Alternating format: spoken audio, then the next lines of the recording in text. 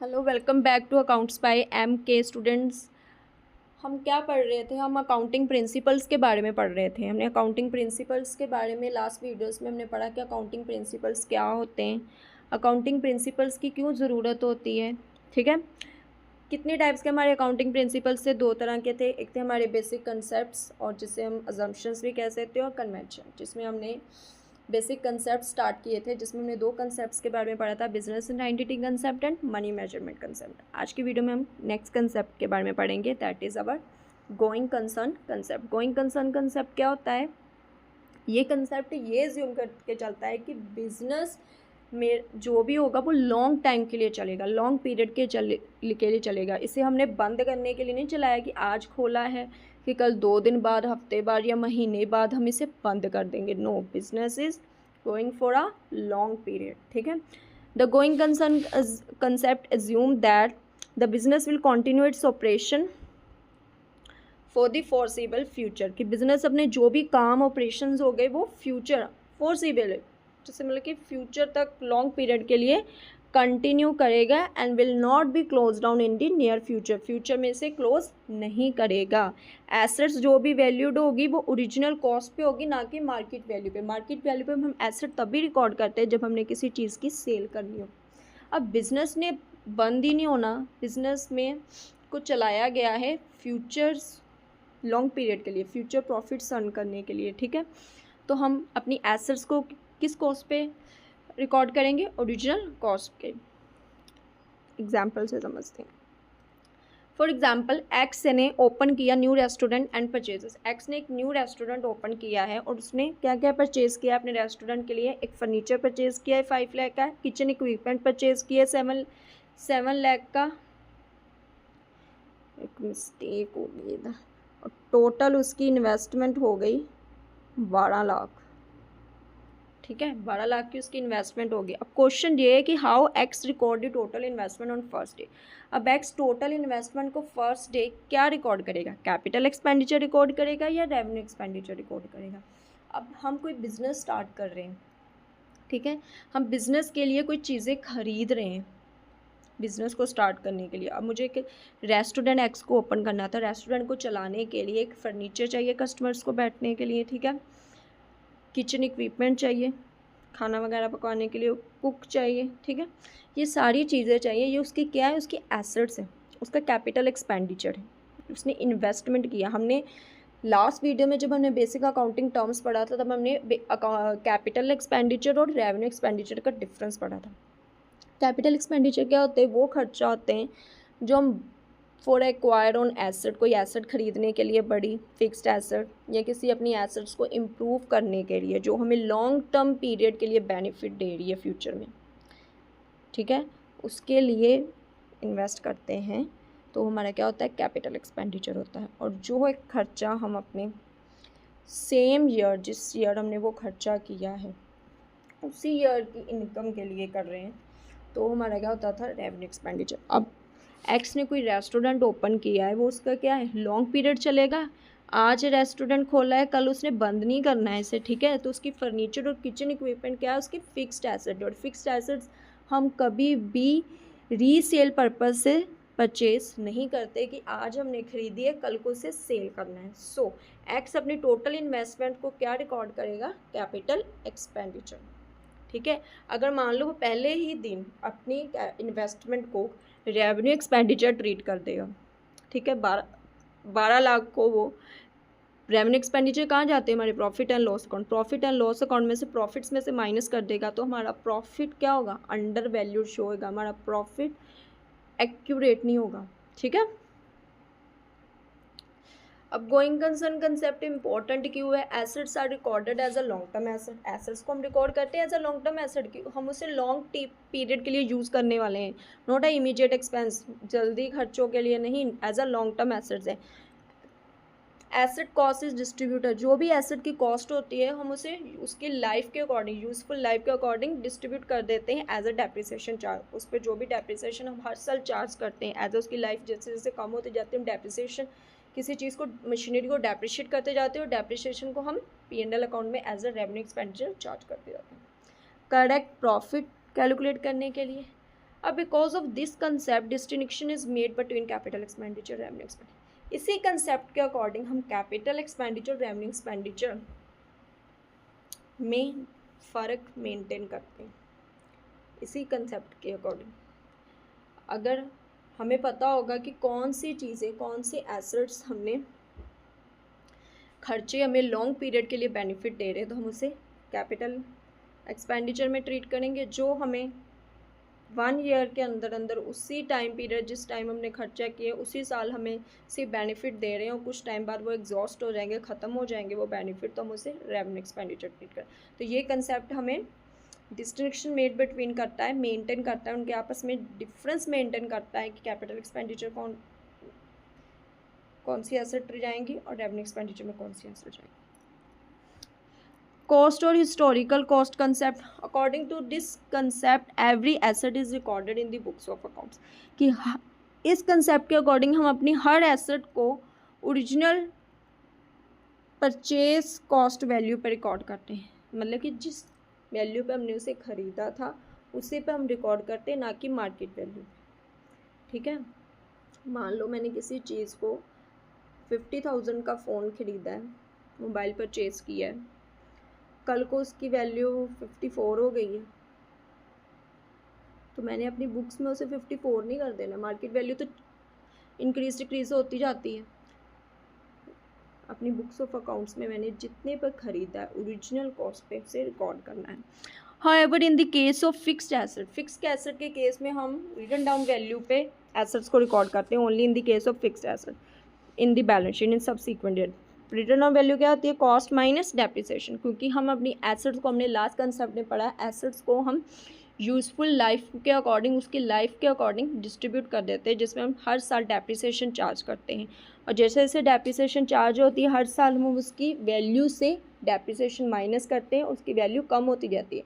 तो हमने बुक्स में रिटन डाउन वैल्यू पे फिक्स एसेट को शो करते हैं। इट डज नॉट, इस कंसेप्ट का सिर्फ एक ड्रॉबैक है, it does not consider the time value of money. ये टाइम वैल्यू ऑफ मनी को कंसिडर नहीं करता है। किसी चीज़ की वैल्यू मान लो आज 10 लाख है, कल 20 लाख हो गई, लेकिन ये अपनी बुक्स में 10 लाख ही शो कर रहा है। ठीक है, ये अपनी बुक्स में 10 लाख ही शो करेगा, 20 लाख नहीं करेगा। ये मार्केट वैल्यू इन्फ्लेशन को, कि महंगाई हो गई है, कि वो चीज़ की जो 10 लाख है जो आज 20 लाख है, वो इस चीज़ को कंसिडर ही नहीं करता। फॉर एग्जांपल, आर ने परचेज़ किया हाउस 10 लाख का इन 2025 को उसने 10 लाख का घर खरीदा, जिसकी 2026 में मार्केट वैल्यू कितनी होगी? 30 लाख। अब वो अपनी हाउस को बुक्स ऑफ अकाउंट्स में किस वैल्यू पे रिकॉर्ड करेगा? परचेज प्राइस पे या मार्केट वैल्यू पे? परचेज प्राइस पे। मार्केट वैल्यू तो कम ज़्यादा होती रहेगी, क्योंकि ये मार्केट वैल्यू को कंसीडर ही नहीं करता। बिजनेस ये मान के चलता है कि हम अपनी बुक्स में जो एसेट्स रिकॉर्ड करते हैं वो ओरिजिनल प्राइस पे करते हैं, परचेज प्राइस पे करते हैं, ना कि मार्केट वैल्यू पे। क्योंकि हमने गोइंग कंसर्न कंसेप्ट में पढ़ा है कि हम अपने बिज़नेस को मार्केट वैल्यू पे तब रिकॉर्ड करेंगे अगर हमने अपने बिज़नेस को लॉन्ग पीरियड के लिए नहीं चलाना। आज बिज़नेस चलाया, कल को बेचना है माल को, बिज़नेस ख़त्म करना है, हमारा बिज़नेस लॉन्ग पीरियड के लिए नहीं है, तभी हम अपनी एसेट्स और लायबिलिटीज़ को मार्केट वैल्यू पे शो करते हैं। लेकिन हम गोइंग कंसर्न कंसेप्ट एज्यूम करके चलते हैं, तो इसलिए अपनी मार्केट एसेट्स को ओरिजिनल कॉस्ट पे रिकॉर्ड करते हैं, ना कि market value. Why asset recorded on historical cost basis? Historical cost वही कॉस्ट कंसेप्ट, इसे हिस्टोरिकल कॉस्ट भी कहते हैं। It provide objective and reliable information, हमें रिलायबल इन्फॉर्मेशन देता है जिस पर हम रिलाई कर सकते हैं।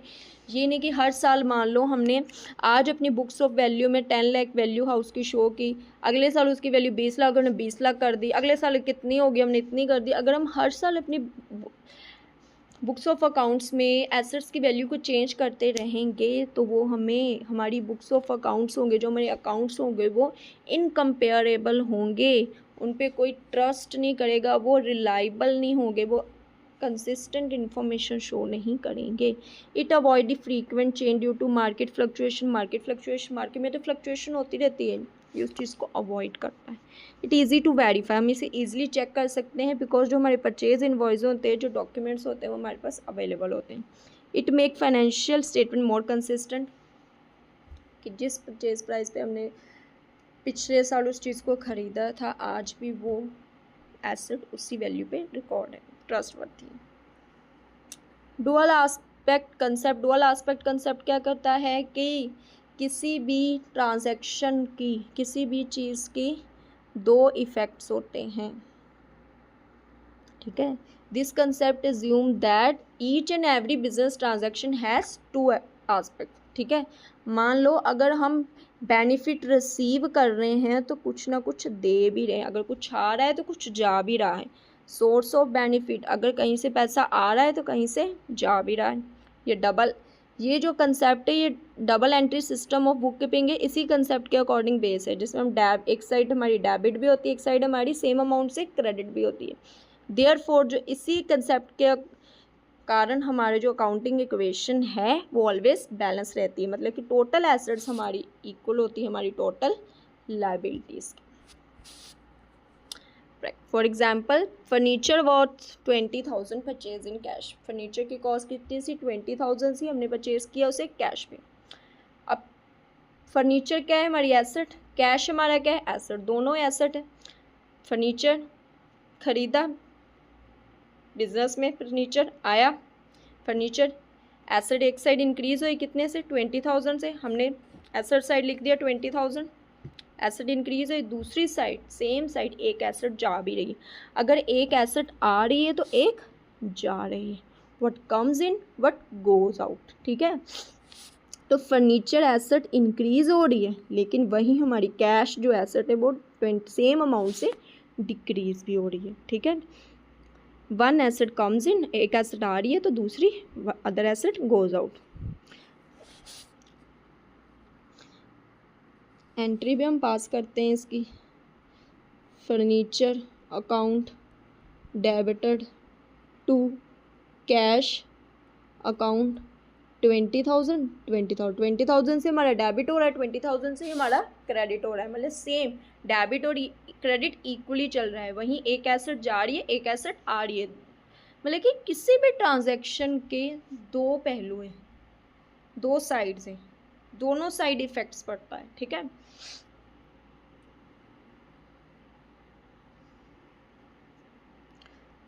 अब मान लो, अब ये तो हमने पढ़ा कैश पे उसने खरीदा, अगर मान लो if furniture purchase on credit, अगर वो फर्नीचर क्रेडिट पे परचेज कर रहे हैं तो बुक्स ऑफ अकाउंट्स में क्या इफेक्ट पड़ेगा, उधार पे खरीद रहा है फर्नीचर, कैश पे नहीं खरीद रहा, तो क्या इफेक्ट पड़ेगा।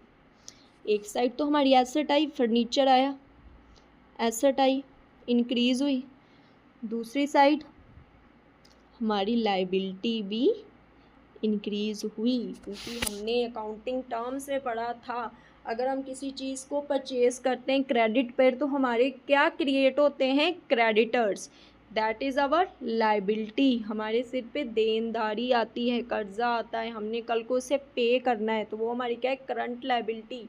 अब हमने उधार पे कोई चीज़ खरीदी है, कल को उसे पे करनी, हमारी लाइबिलिटी अगर हो गई तो 20,000 से अगर फर्नीचर आया, हमारी एक साइड एसेट इंक्रीज हुई तो उसी साइड दूसरी साइड हमारी लाइबिलिटी भी इंक्रीज हुई 20,000 से as a creditors.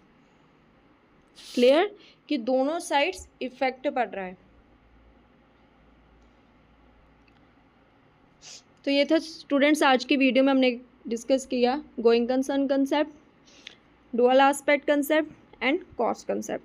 Incoming videos में हम नेक्स्ट कंसेप्ट्स के बारे में डिस्कस करेंगे। अगर आपको वीडियो अच्छी लगी हो वीडियो को लाइक और चैनल को सब्सक्राइब करना, और स्टूडेंट प्लीज़ अगर आपको किसी भी टॉपिक में या कोई भी चीज़ में डाउट है कमेंट में करके ज़रूर बताना, और कमेंट करके मुझे बताना कि मैं आपके लिए नेक्स्ट टॉपिक्स कौन से लेकर आऊँ।